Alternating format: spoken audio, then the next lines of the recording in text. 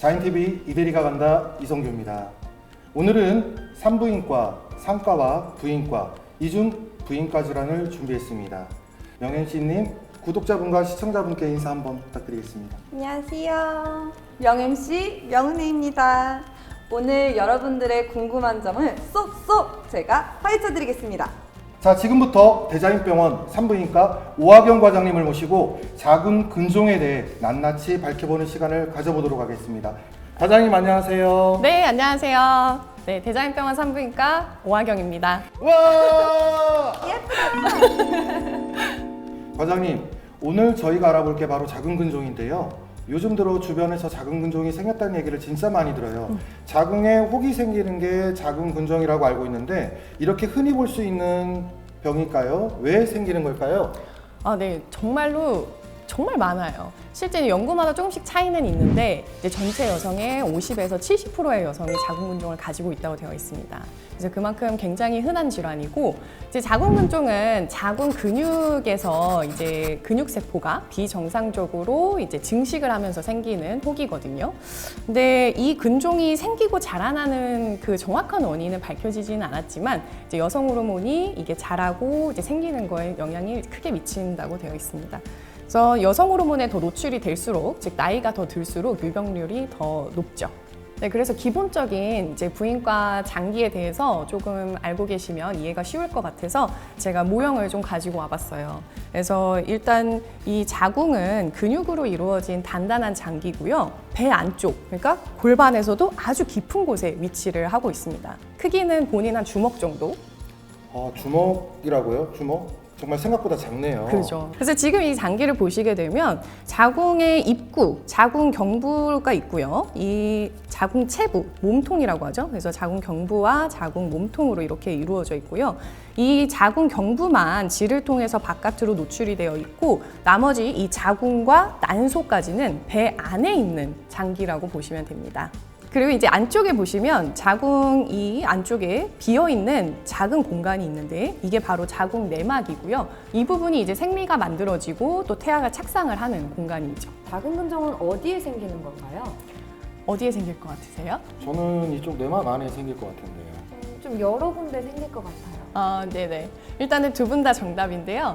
자궁이라면 어디든지 다 생길 수가 있습니다. 네, 자궁 근종은 이제 근육세포에서 비정상적으로 자라는 혹이다라고 말씀을 드렸는데, 이 근육세포가 자라나면서 어디든지 자랄 수가 있어요. 그래서 자궁 바깥으로 자라나는 경우도 있고요. 이 근육층 안에서 커지는 경우도 있고, 이 생리가 만들어지는 자궁 내막 안쪽으로 파고들면서 생기기도 합니다.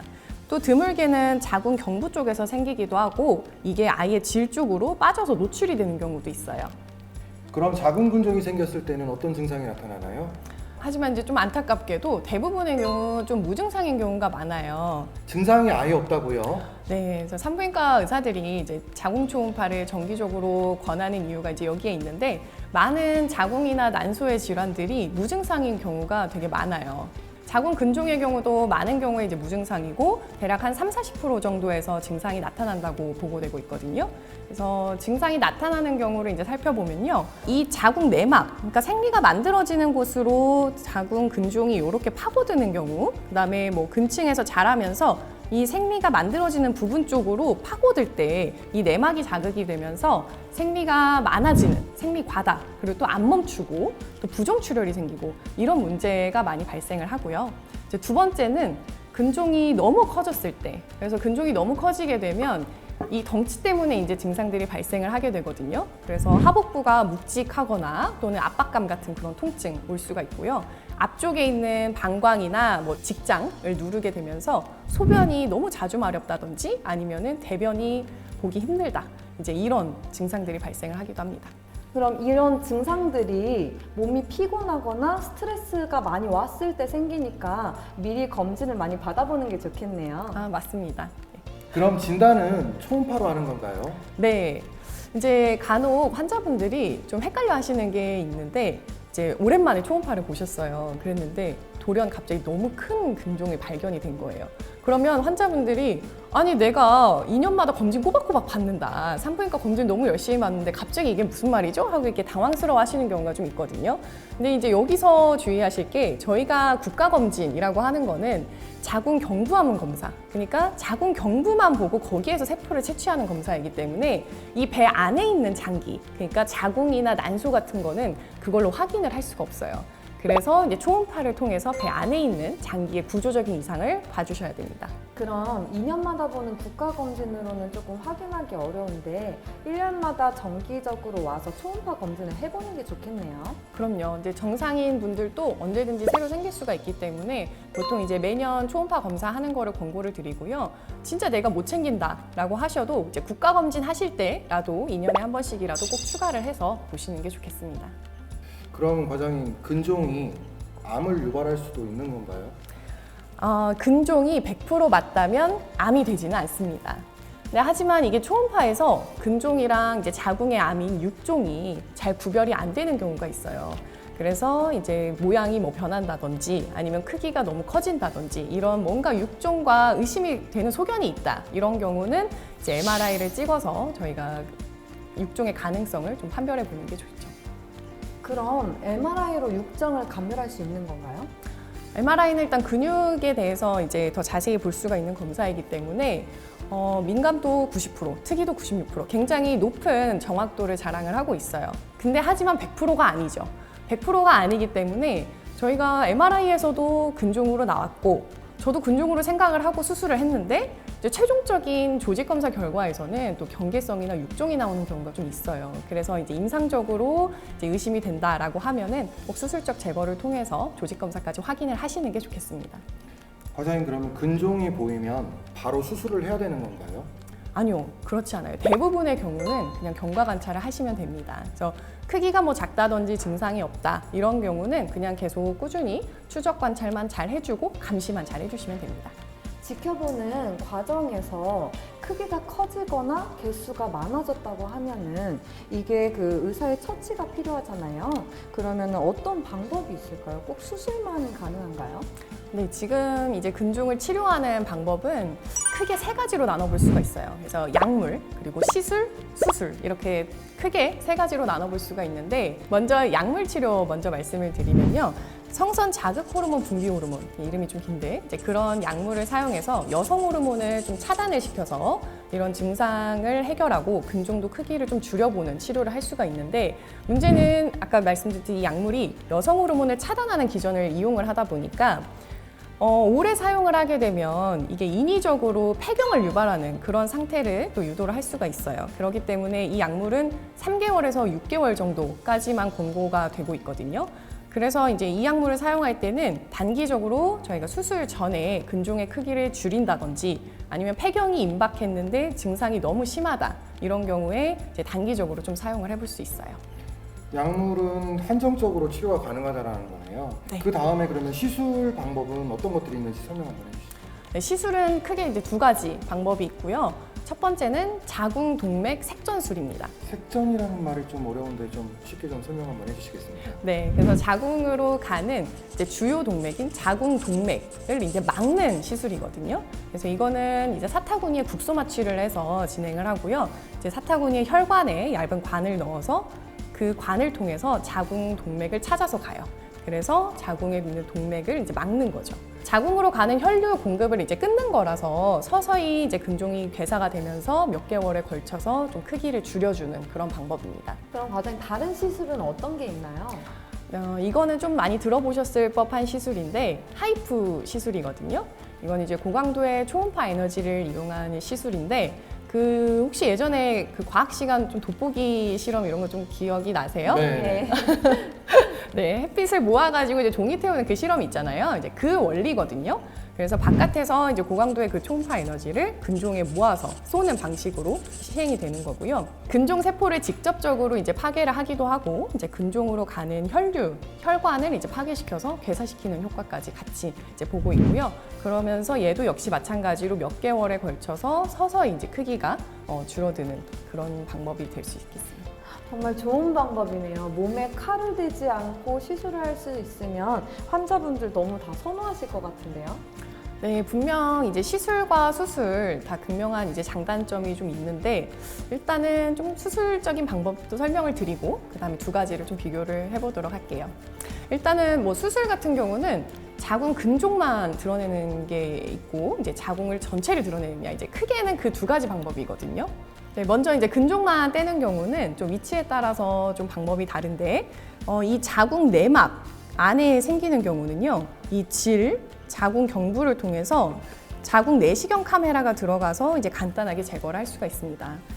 하지만 이제 대부분의 경우는 근육층, 이 근육벽 자체에서 생기는 경우가 더 많거든요. 이제 그런 경우라면 배를 뚫고 들어가서 이제 자궁 밖에서 제거를 해줘야 되는데 이 자궁 근층을 가르고 근종을 캐낸 다음 이제 꿰매주는 방식으로 이제 진행이 됩니다. 배에 상처를 내고 들어가는 건가요? 그렇죠. 배에 상처를 내고 들어가야 되는데 일단 요즘에는 대부분 이제 복강경이나 이제 로봇 수술을 많이 진행을 하다 보니까 사실 흉터가 크게 남지는 않아요. 그래서 배꼽을 포함해서 이제 조그만한 구멍을 통해서 이제 들어가는 수술인데 제가 조금 도움이 될까 싶어서 궁금하신 분들 그래서 가져와 봤어요. 이게 이제 복강경 저희가 사용하는 장비 중에 하나거든요.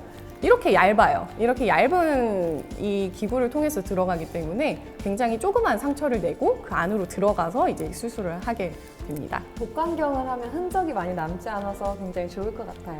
그죠. 아무래도 이제 산부인과에서 가장 수술을 많이 받는 연령층대가 다른 과에 비해서 좀 낮다 보니까 아무래도 좀 흉터에 더 관심이 이제 좀 많으신 편이거든요.